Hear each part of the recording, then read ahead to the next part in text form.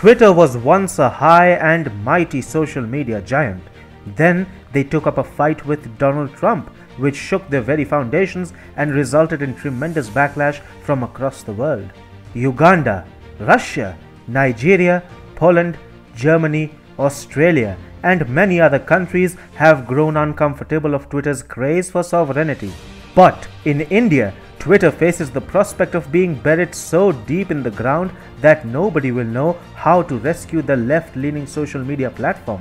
In India, Twitter's wings are being clipped, and Jack Dorsey has nobody but himself to blame.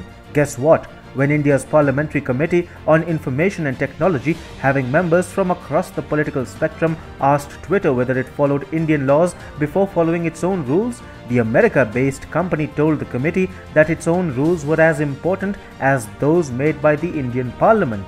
Now, a bipartisan support has been achieved in India for kicking Twitter so hard that it forgets standing up against India's Parliament. Twitter is now shivering like someone has hit its spine.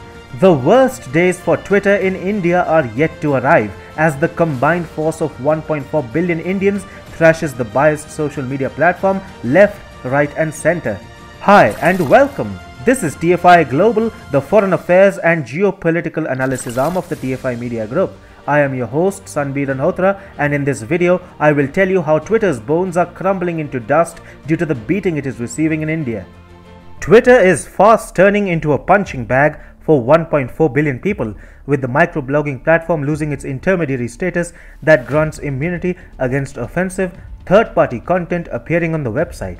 And the US-based social media giant is facing the latest setback over failure to comply with the new IT rules. India had brought in certain iron-tight IT rules for intermediaries last month. The purpose was to avoid provocative content that can easily flare up tensions in a diverse society like India. Yet, Twitter failed to comply and did not employ a grievance officer in time, despite being granted repeated extensions. As a result, Twitter India MD or any other top executive functionary could face police questioning and criminal liability under the Indian law over illegal and inflammatory content posted by any user. Indian government sources say that Twitter is the only social media platform that did not comply with the new IT rules, and all other mainstream platforms have complied with them. So, Twitter is the only one entity locking horns with the Indian government over the new intermediary rules, and this is why they are frequently running into trouble with the government. Twitter seems to be having a problem of being too stubborn here, and its consequences were for everyone to see after Twitter failed to curb fake news when some individuals used their Twitter handles to spread animosity and communal hatred that led to a communal incident in Loni near India's national capital, New Delhi. On the other hand, Twitter seems politically biased when it tags tweets by leaders of India's ruling Bharatiya Janata Party as manipulated media. Also, things have gone as far as Twitter removing the blue tick from the handle of India's vice president. Twitter, being a US-based company, thinks that India cannot afford to ban it because any such move will lead to propaganda about the country being anti-free speech. Yet, what Twitter doesn't understand is that India won't look for a ban. What the government wants to do is to discipline and straighten the microblogging website. It is letting everyone know that India's only goal is to make all foreign companies operating in India follow the law of the land.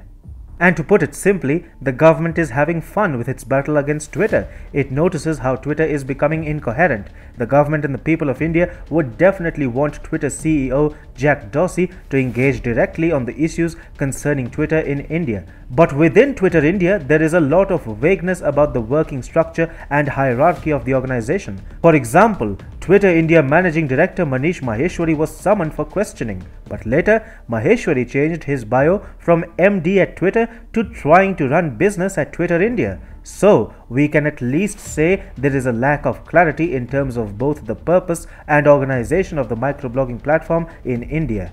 The vague style of Twitter India hierarchy doesn't stop the Indian government from engaging the microblogging platform whenever issues crop up regarding any provocative content, especially when the intermediary status of the organization has been withdrawn. Meanwhile, it seems that Twitter CEO Jack Dorsey is being kept out of the latest turn of events, even if he is the one who has given the go-ahead on refusal to comply with the latest IT rules in India.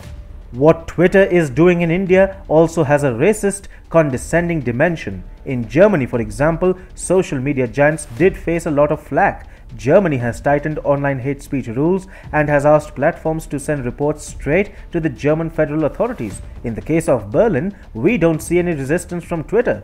So, why should Twitter not comply with New Delhi?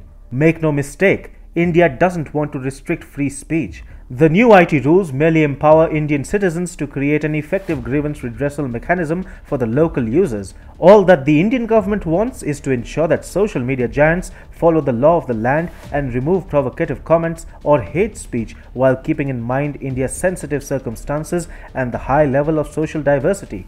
For Twitter to engage in a battle with the Indian government doesn't make much sense.